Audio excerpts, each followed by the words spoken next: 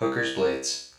Hey everybody, back again, and today we are going to be showing you guys how to make a mace or a bludgeon, basically a medieval blunt force weapon out of some very simple things. We've got a floor flange that's solid brass here, and then we've got a little cast iron end piece, as well as half of a shovel handle. This is just a little hickory shovel handle. A lot of people just have one of these sitting around, maybe a broom handle that broke off a broom. You can cut that down and make it work too. But this will be our butt cap, and then this will be the flanged part of our mace. So let's get to removing all the markings on here first, because we want this to be pretty. Then we're going to take an angle grinder, cut these holes into slots for the head of our mace, and then we're going to attach our pieces, throw some leather on the handle here, seal it, and test it. So the first tool we're going to use is just our little handy dandy Dremel with a sanding drum on here to remove all the markings from the face, from the manufacturer's mark. So that way we don't have some random stuff in our finished mace. Obviously, if you're doing this in a rush, this is not a necessary part.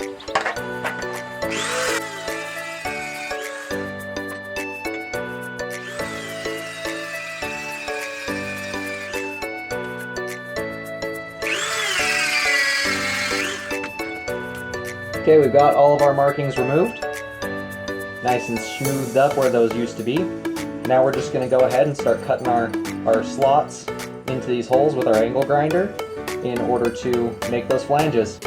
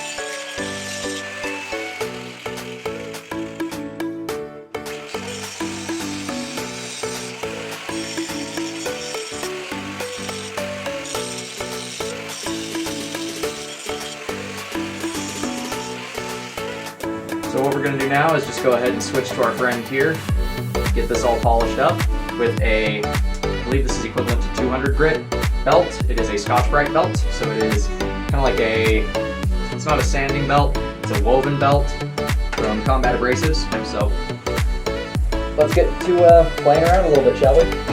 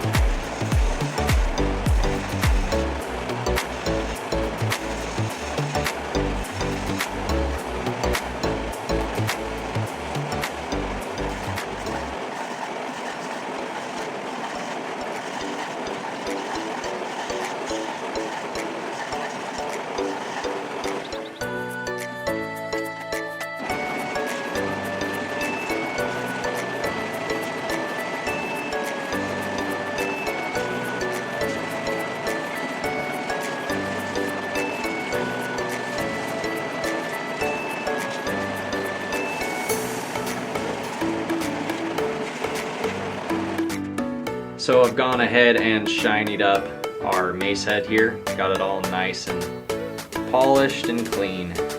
I left some of that patterning in there from when it was cast, so you can tell it still looks cast. I just think it'll look really cool with that shiny then dark on the top.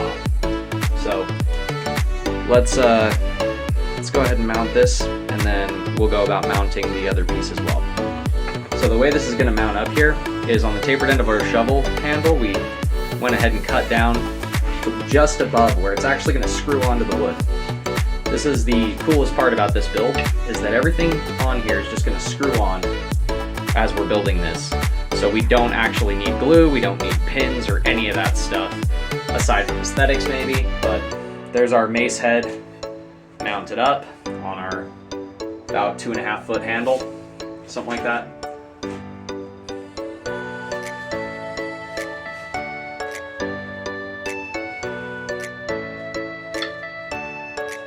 So we've just gone ahead and tapered the bottom end, so that way we can screw our other piece on just like our first. Get it nice and tight, and it'll stay fastened to that wood as long as we keep it on there. And the best part about it is we'll be able to unscrew it whenever we need to for maintenance or changing the handle or whatever. And we have our base on there and our top on there. So as you can see, everything's mounted nice and solid. It's not gonna go anywhere, I don't think. Now we're just gonna throw some linseed oil on this thing and start mounting up some leather down here for a nice handle. And after that, we might smash some bottles.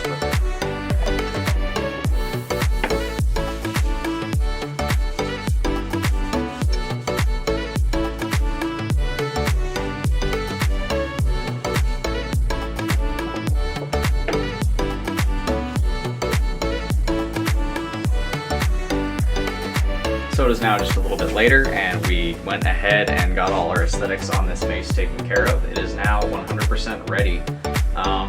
This is a shorter build in terms of the video, but I just wanted to make sure that I had enough daylight to do this one today.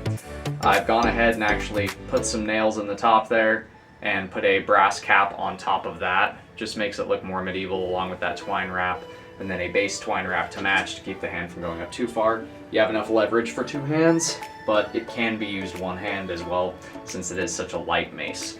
So before the sun goes down, let's get a couple of water bottles and play some Smash, shall we? So we've got our mace here.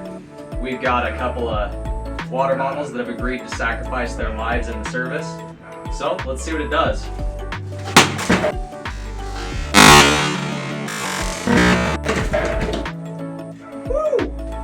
Well, it didn't rip it, but it popped the cap clean off. Let's try another one, shall we?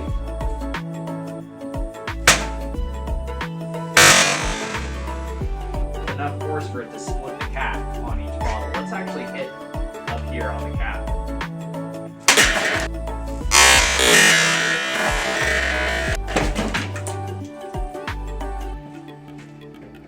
I'd say that it works.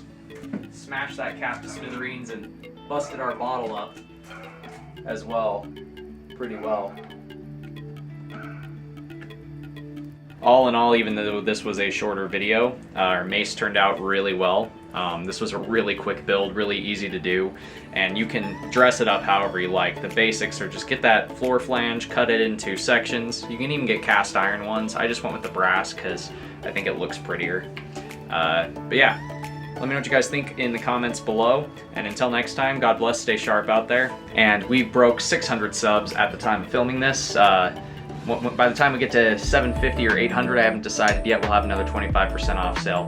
So thanks again, and don't forget to check out the Etsy store if you're looking for custom sharp objects.